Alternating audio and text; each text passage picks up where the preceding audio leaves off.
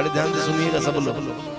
भागवत में राजा परीक्षित बोले सुखदेव स्वामी जी आप कृपा करो महाराज, और कृपा करके आप हमको ये बताओ कि मंदराचल के द्वारा क्षीर सागर का मंथन कैसे हुआ। और जब मंदराचल के द्वारा क्षीर सागर का मंथन हुआ महाराज, तो कौन कौन सा रत्न निकला और कौन सा रत्न किसको मिला, देवताओं को अमृत कैसे मिला, इस कथा का वर्णन करके आप हमको सुनाइए।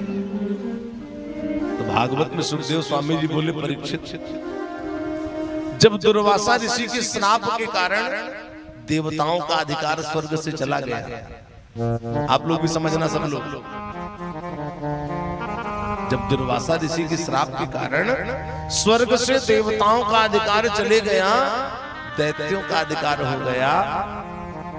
क्योंकि एक समय की बात है, दुर्वासा ऋषि वैकुंठ लोक से भगवान का दर्शन करके लौट रहे थे, और भगवान ने दुर्वासा ऋषि को एक माला दिया था प्रसाद के रूप में। तो दुर्वासा ऋषि वैकुंठ से वापस लौट रहे थे, रास्ते में इंद्र से भेंट हो गई। इंद्र ऐरावत हाथी पर सवार था, दुर्वासा ऋषि को देखा, प्रणाम किया, तो दुर्वासा ऋषि प्रसन्न हो गए।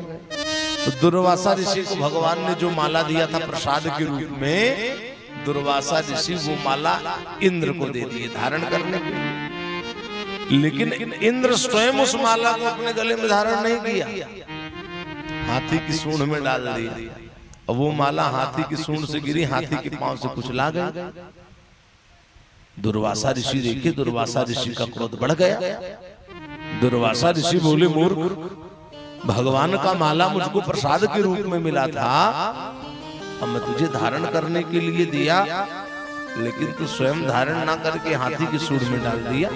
तुझे अपने पद का बड़ा अभिमान है, श्राप देता हूं कि तुम देवताओं का अधिकार स्वर्ग से चला जाए, दैत्यों का अधिकार हो जाए। तो वही भागवत में सुखदेव स्वामी जी राजा परीक्षित से बोले, महाराज जब दुर्वासा ऋषि के श्राप के कारण स्वर्ग से देवताओं का अधिकार चले गया, दैत्यों का अधिकार हो गया, तो बेचारे देवता लोग इधर उधर भटकने लगे। ब्रह्मा जी के पास गए, अब ब्रह्मा जी संकट में पड़े हुए सब देवताओं को लेकर के भगवान की शरण में गए, और गदगद वाणी से भगवान की स्तुति करने लगे। बोले प्रभु आप शरणागत वत्सल हैं, और हम चाहते हैं कि मंद मंद मुस्कान से युक्त आपके मुख कमल को हम लोग अपने इन्हीं नेत्रों से देखें, क्योंकि नाथ तुच्छ विषयों के लोभ में पड़ करके जो देहाभिमानी दुख भोग रहे हैं, कष्ट भोग रहे हैं, उनको सांसारिक कर्म करने में अत्यधिक परिश्रम और क्लेश होता है, लेकिन उसका फल उन्हें कुछ मिलता नहीं। लेकिन नाथ जो कर्म आपके लिए किया जाता है, जो कर्म आपको समर्पण करके किया जाता है, उस कर्म को करने से अत्यधिक शांति मिलती है, क्योंकि आपके प्रति किया हुआ कर्म कभी विफल नहीं होता। हम सब आपकी शरण में हैं। नमोस्तु तस्मा उपशांत सक्तये स्वराज लाभ परिपूरितात्मने गुणेषु माया रचितेषु वृत्तभि न सज्जमानाय नभः स्वदूतये। ब्रह्मा देवता भगवान की स्तुति करते हुए कह रहे हैं, नमोस्तु तस्मा उपशांत सक्तये। नाथ आप सबके ऊपर कृपा करने वाले हैं, सबके ऊपर दया करने वाले हैं, हम आपकी शरण में आए हैं। तो जहां ब्रह्मादि देवता भगवान की स्तुति कर रहे थे, भागवत में सुखदेव स्वामी जी बोले कि परीक्षित वहीं भगवान सबके बीचों बीच, सबके मध्य में बीच में प्रकट हो गए। लेकिन भगवान के उस स्वरूप का दर्शन केवल ब्रह्मा और शंकर ने किया। भगवान के उस स्वरूप को केवल ब्रह्मा और शंकर देखे और साष्टांग दंडवत प्रणाम किए। भगवान बोले ब्रह्मादि देवताओं, मैं समझ गया तुम लोग संकट में पड़ करके मेरी शरण में आए हो। अब संकट में पड़ करके मेरी शरण में आए हो, तो जैसा मैं कह रहा हूं वैसा करो। देखो तुम लोगों को स्वर्ग चाहिए, तो जाओ तुम लोग दैत्यों से मित्रता करना। और दैत्यों से मित्रता करके मंदराचल के द्वारा क्षीर सागर का मंथन करो। और जब मंदराचल के द्वारा क्षीर सागर का मंथन करोगे तो बहुत सारा रत्न निकलेगा, अमृत निकलेगा, और उस अमृत को मैं तुम देवताओं को पिला दूंगा, तुम लोग अमर हो जाओगे, ऐसा भगवान बोले। तो सब के सब देवता लोग दैत्यों के पास गए। देवता लोग अपना काम बनाने में परम कुशल होते हैं। दैत्यों के पास गए, बोले भाई हम एक ही पिता की संतान हैं और आपस में हम लोग लड़ते रहते हैं, अच्छी बात नहीं है, तो आज से हम लोग आपस में नहीं लड़ेंगे। दैत्य लोग बोले ठीक। देवताओं ने कहा चलो मंदराचल के द्वारा क्षीर सागर का मंथन करेंगे, बहुत सारा रत्न निकलेगा, अमृत निकलेगा, आपस में बांट लेंगे। दैत्य लोग बोले ठीक। अब उतना बड़ा क्षीर सागर, ध्यान देना, उतना बड़ा क्षीर सागर मंथन करना है तो मथानी भी तो उतनी बड़ी चाहिए। मथानी किसको बनाए? मंदराचल। देवदानव मंदराचल को लाने के लिए गए, लेकिन भागवत में सुखदेव स्वामी जी कह रहे हैं कि महाराज परीक्षित लाने की तो बात दूर रही, उठा भी नहीं पाए। तो गरुड़ को बड़ा अभिमान था कि मैं भगवान को अपनी पीठ पर बैठा करके ना घुमाऊं तो कोई घुमा ही नहीं सकता। भगवान गरुड़ से बोले जाओ मंदराचल को क्षीर सागर में छोड़। गरुड़ गए, वो भी नहीं उठा पाए। तो भगवान अपनी योग माया से उसको ले आए मंदराचल। अब उतना बड़ा मंदराचल तो रस्सी भी तो उतनी बड़ी चाहिए, तब तो मंथन होगा। तो रस्सी किसको बनाए? वासुकीनाग। और लालच दे दी, बोले अमृत निकलेगा तो तुमको भी पिला देंगे, तुम भी अमर हो जाओगे। तो वासुकीनाग लालच में आकर के तैयार हो गए, उनको मंदराचल में लपेटा गया वासुकीनाग। तो पूंछ का भाग एक तरफ और सिर का भाग एक तरफ। तो सिर भाग की तरफ पकड़ने के लिए कोई तैयार नहीं हो रहा, न देवता तैयार हो रहे, न दैत्य तैयार हो रहे। तो भगवान देवताओं की रक्षा करने के लिए चालाकी की। ध्यान भगवान देवताओं की रक्षा करने के लिए चालाकी किए, और दैत्यों को सुनाते हुए भगवान देवताओं से क्या बोले? सुना रहे हैं दैत्यों को,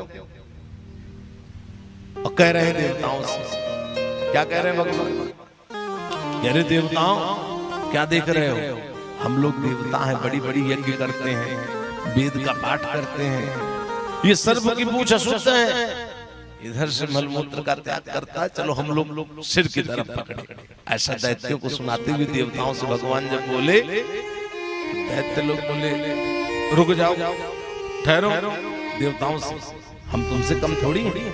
दैत्य लोग बोले हम भी बड़ी बड़ी यज्ञ करते हैं, हम भी वेद का पाठ करते हैं, चलो तुम लोग पूंछ की तरफ पकड़ो, हम सिर की तरफ पकड़े। भगवान मंद मंद मुस्कुराए, अपने कमल सरी के बड़े बड़े नेत्रों से देवताओं को इशारा किए, पूंछ की तरफ पकड़ लो। क्योंकि भगवान जान रहे हैं कि जिस समय मंदराचल के द्वारा क्षीर सागर का मंथन होगा, जिसमें वासुकीनाग की शरीर रूपी रस्सी लपेटी गई है, जब मंथन तेजी से होगा तो वासुकीनाग के मुख से विष की आग निकलेगी। तो मुख की तरफ जो पकड़ा रहेगा उसका प्राण संकट में पड़ जाएगा। दैत्य मूर्ख थे, नहीं समझ पाए, और सिर की तरफ पकड़ ली। अब मंदराचल क्षीर सागर में छोड़ा गया तो अधिक भार होने के कारण डूबने लगा, और देवदानव वासुकीनाग की शरीर रूपी रस्सी को ताने हुए, लेकिन संभाल नहीं पा रहे। तो उसी समय अकारण करुणा वरुणालय भक्त वत्सल भगवान कच्छप रूप धारण की और डूबते हुए मंदराचल पर्वत को अपनी पीठ पर धारण कर लिए। देवतागण धुंध भी बजाते हुए पुष्पों की वर्षा करने लगे, और चारों तरफ से आवाज आई, बोलो कच्छप भगवान की जय हो, जय हो, जय हो। श्री हरि नारायण नारायण नारायण, श्री हरि नारायण नारायण नारायण, नारायण नारायण नारायण।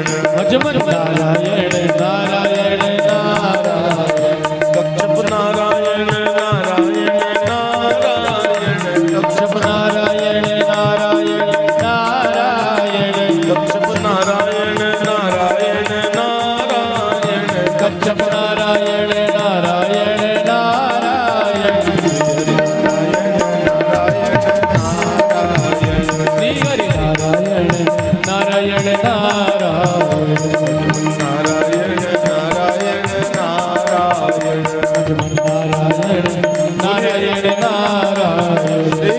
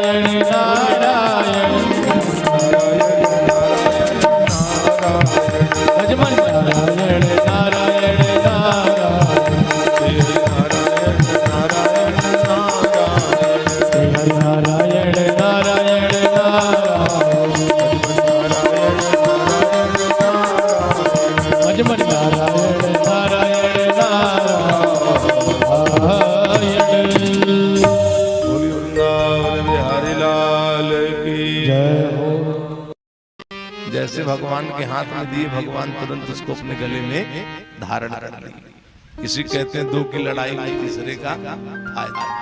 तो देवदानव बोले हम इनके हाथ में कुछ नहीं देंगे। अब इसके बाद जब समुद्र मंथन किया गया तो अप्सराएं निकली, स्वर्ग में चली गई। लक्ष्मी जी प्रकट हुई। लक्ष्मी जी की इच्छा देवदानव सभी करने लगे। लक्ष्मी जी बोली सब बैठ जाओ, हमारे योग्य जो पुरुष होगा उसका वर्ण हम कर लेंगे। और लक्ष्मी जी सबको देखी और सब में एक ना एक कमी निकाली। और जहां भगवान नारायण बैठे थे जाकर के उनके गले में माला डाल दी। देवतागण धुंध भी बजाते हुए पुष्पों की वर्षा करने लगे और चारों तरफ से आवाज आई, बोलो लक्ष्मी नारायण भगवान की जय हो, जय हो, जय हो। अब इसके बाद जब पुनः समुद्र मंथन किया गया तो कल्प वृक्ष निकला जो स्वर्ग में है, जो याचकों की इच्छा को पूर्ण करता है। फिर जब समुद्र मंथन किया गया तो इस बार समुद्र मंथन करने पर वारुणी देवी प्रकट, वारुणी मदिरा, देवता लोग दौड़े। भगवान इशारा की बोली इस अमृत के चक्कर में मत पड़ना, नहीं तो वो अमृत नहीं मिलेगा। देवता लोग पीछे हट गए। वो वारुणी मदिरा किसको मिल गया? दैत्यों को। इसके बाद जब पुनः समुद्र मंथन किया गया तो इस बार समुद्र मंथन करने पर धन्वंतरी भगवान अमृत का कलश लेकर के, शंख लेकर के, कमल लेकर के, औषधि लेकर के जब धन्वंतरी भगवान प्रकट हुए तो आकाश में देवतागण धुंध भी बजाते हुए पुष्पों की वर्षा करने लगे और चारों तरफ से आवाज आई, बोलो धन्वंतरी भगवान की जय हो, जय हो।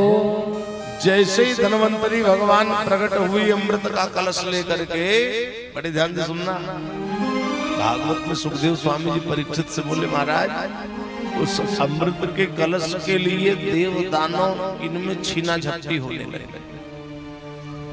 और छीना झपटी होते समय जहां जहां अमृत छलक गया वहां कुंभ का मेला लगता है। जैसे प्रयाग, नासिक, हरिद्वार, उज्जैन, क्योंकि यही अमृत छलका था। और अंत में उस अमृत के कलश को छीना झपटी करते हुए दैत्यों ने अपने बस में कर लिया। जब दैत्यों ने अपने बस में कर लिया, भगवान बोले सब गड़बड़ हो जाएगा। अगर ये अमृत दैत्यों को मिल गया तो सब गड़बड़ हो जाएगा। तो भगवान क्या किए, तुरंत जहां पर देव दानव छीना झपटी कर रहे थे वहीं से थोड़ी दूर पर भगवान बहुत सुंदर मोहिनी रूप धारण किए।